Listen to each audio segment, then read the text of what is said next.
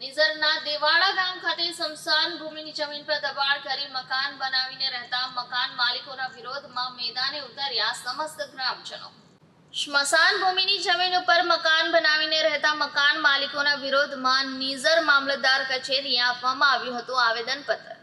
તાપી જિલ્લા નિઝર તાલુકાના દેવાડા ગામમાં સ્મશાન ભૂમિ માટે ફાળવેલી જમીન ઉપર દબાણ કરી મકાન બનાવીને રહેતા લોકોના વિરોધમાં દેવાડા ગામના ગ્રામજનોએ ભેગા થઈ સ્મશાન ભૂમિની જમીન પરનો દબાણ હટાવવા નિઝરના મામલતદાર કચેરી અને પોલીસ સ્ટેશનને આવેદનપત્ર આપ્યું હતું।